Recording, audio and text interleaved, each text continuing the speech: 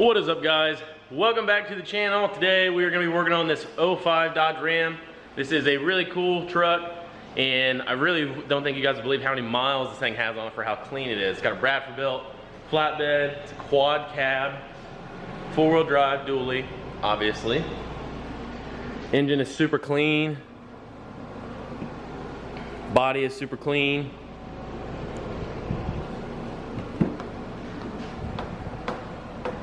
A little bit starting on the door, but I mean that's expected. Check this out, guys. 450,000 miles. The truck has no blow-by, but it does need some injectors. It has really bad injector hang, and it also has what sounds like an injector that's basically just stuck wide open, and somehow he's got lucky, and I don't think it's destroyed the engine. It's not even hardly white smoking, it's just returning a lot. I don't think it's really dumping it into the cylinder. I think it's just returning most of the fuel. So to start with today, we're going to be installing, we have an AirDog put on it, as you guys can see. We're going to be doing an AirDog, but to start with, we're going to put the injectors in first.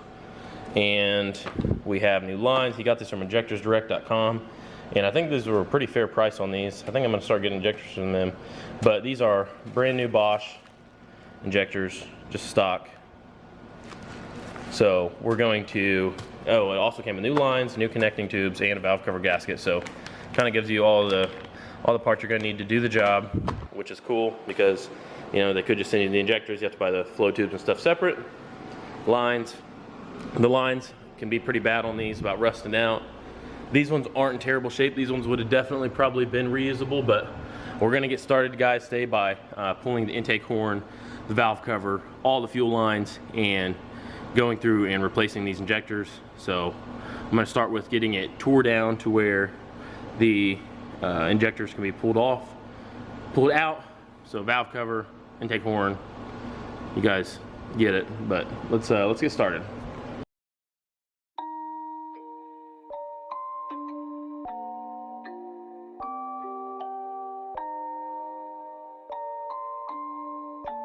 Rage on that beat, going crazy.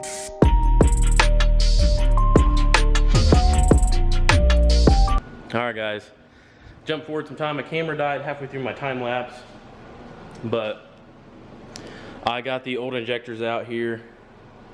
Definitely no cracked nozzles, but definitely have look pretty old. They're kind of definitely no cracked nozzles or anything like that, but still pretty confident we're gonna have a good run truck after we fire this thing up here in a minute. So we got the new injectors installed. Got the new lines installed. Came with a nice new set of lines. They fit decent. A couple of them are questionable, so I had to kind of mess with them a little bit to make sure the metal wasn't going to rub directly on the lines in a couple spots, but they fit pretty good. Got the rocker box back on. Gotta put the injector wire nuts back on. Valve covers, intake, plug the harness in, and fire this puppy up. So that is where we're at with everything. We're gonna throw this valve cover in the parts washer, get it cleaned up a little bit, and yeah.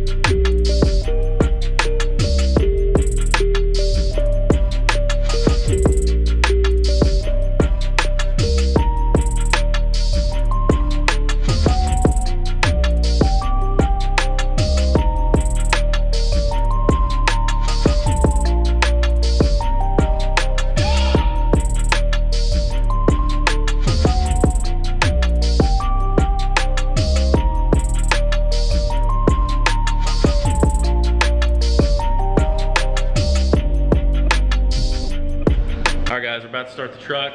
We're going to put it back together. So it will crank for a little bit because it's going to have to build real pressure again, but it should fire up within the first couple cranks. And yeah, we will assess our situation, see how this thing is running, and then we will do our AirDog install. I just want to verify that everything's good here, and I already have fuel up to my fuel filter bulb here. So I'm going to start this thing real quick, make sure it runs good before we dive into the AirDog.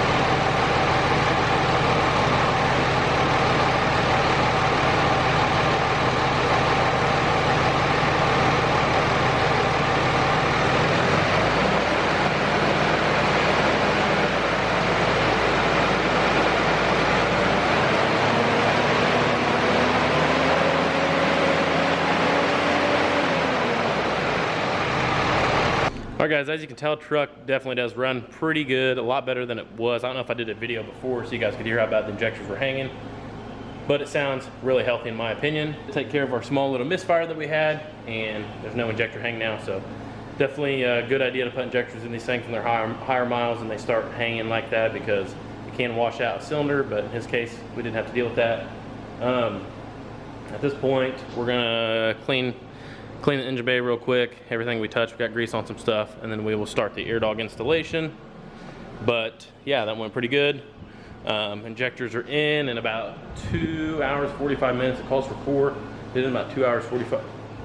So yeah guys, injectors are in. We're gonna brake clean all this, get it all cleaned up, and then we will move on to the AirDog installation. To adjust the parking brake really quick in my truck. I am done for the day. It's Friday, it's about noon. Been burning up all week. We've done heads this week. Just did injectors. We're done. Taking the rest of the weekend off, and we're about to go ride jet skis real quick. Well, this evening, not real quick. We're gonna go ride jet skis and get the. And before we go to do that, I want to adjust my parking brake so I don't lose my truck on the boat ramp. But the parking brake I need to adjust. There's 2 little adjusters. I'll show you the. I don't want to go get a creeper. Guys, I still keep meaning to do a video on my new toy. This is Mason's 2022 Sea-Doo Spark Tricks 3-up, and this is my 08 Yamaha Wave Runner 110. It's, I think it's 1100 cc. It's 110 horse, 4-cylinder. But I'm gonna do full videos on that eventually on both of the skis that we've been riding, but we're gonna go ride today. But I gotta get my parking brake adjusted because I don't really trust just it being in gear on the boat ramp, and I don't want to lose my truck. All right guys, finally got it adjusted. It's working good. It stops the truck now a lot better than it did. But basically what you have to do on the driver's side is right where my finger's at, there's a little boot right here that I'm gonna stick back in right now, but you have to remove that. And when you remove it, you will, basically there's a star wheel that's behind this boot, and you will turn the driver's side up, spin it upwards to tighten it. I did about 10 turns to get mine working good again.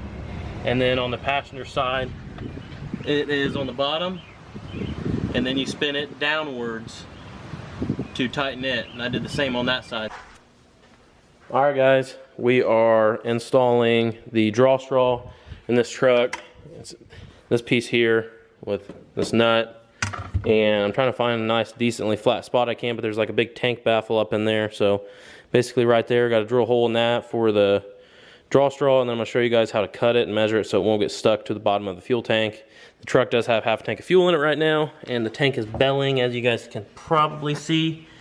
And it's almost better to do them when they have fuel in them, so you get the natural belly of the tank, if that makes sense.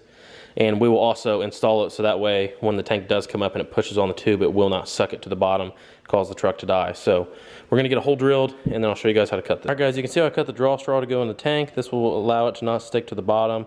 Since this tank is already bellied, we just measure directly to the bottom and cut it, and then we will install it like that. I try to get to focus better, but basically you drill 4 holes in it, like that, and drill 4 holes in it, and then cut it in the middle of the holes all the way around.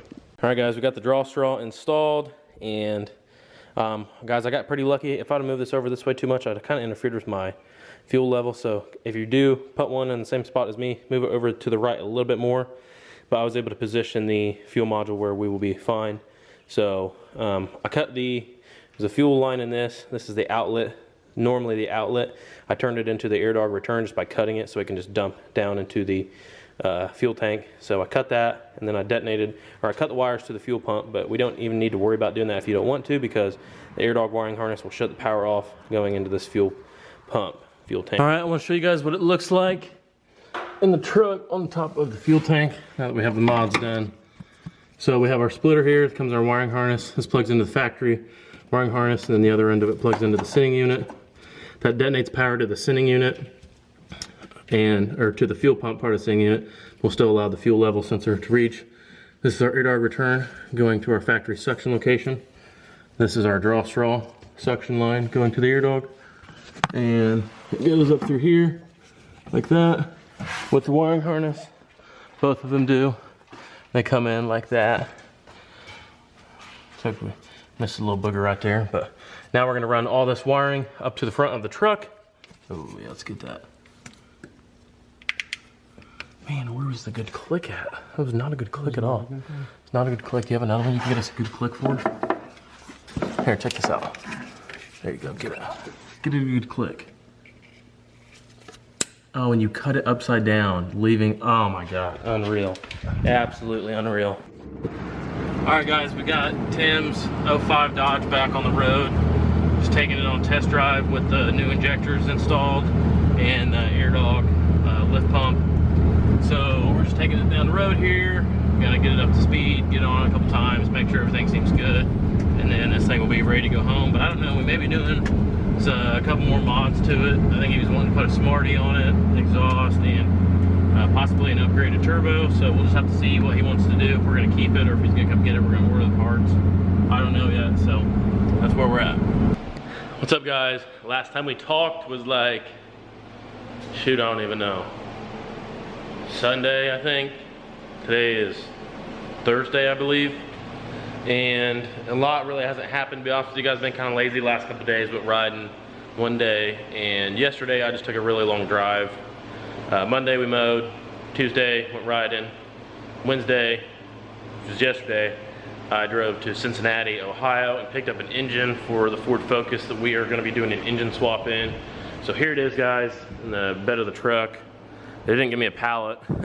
They just threw it in a tire, but anyways, this is a pretty expensive little engine. It's a 2.0 EcoBoost, and I was able to get a whole engine drop-in ready with the turbocharger on it and everything, and it was pretty high, guys. I had to pay like $2,600 for this thing and some change, but it's supposed to have a 30-day guarantee, so I really like the fact that, you know, they're going to guarantee the motor's going to run for 30 days. I don't feel nervous about, you know, my investment buying a used engine.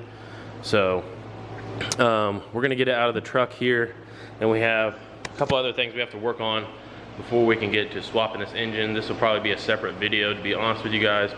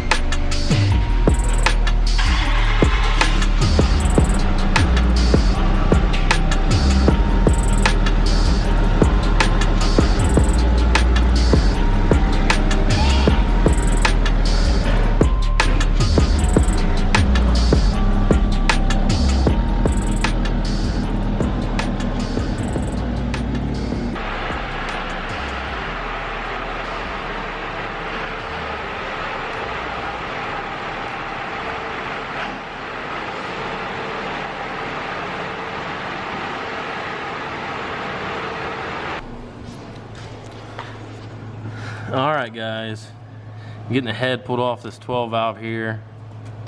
Got the valve covers, fuel lines, AFC reference line. Turbo is unhooked from the downpipe, unhooked from intake, oil drain, and oil feed. Let's lift the turbo off with everything, because these manifold bolts on these sometimes will break, so we like to sit the head on a bench and heat them all to get them out. Just kind of rusty, they get really rusty on these, and it's just kind of better to heat them up with a big torch and get all the bolts out of them, so that way they don't break. And yeah, so now Bailey's just pulling the rocker assemblies off, and we have, looks like maybe a couple small things over there, head bolts, injectors, and this head will be able to fly up out of here. Well guys, at this point in the video, quite frankly, I have no clue where we're at, but I'm gonna go ahead and wrap it up. Pulled a head on 12 valve today, and then we pulled this van in. We're gonna do some maintenance on it tomorrow to get it back on the road, but without further ado, guys, that is gonna wrap up the end of this video. Make sure you guys like, subscribe, and we'll see you guys on the next one. Also, be sure, if you want to support the channel, you can do so by clicking the link below to support us on Patreon. That is basically a platform where you can like set up an amount of money you want to donate to the channel a month, and I'll put that money back into the channel, hopefully get it up high enough to where we can eventually use it to fund a build for the channel. I'm kind of liking all these Duramaxes we're working on lately, guys. I kind of want to do something Duramax. So without further ado, that's going to wrap it up. Leave your comments down below. We'll see you guys on the next one.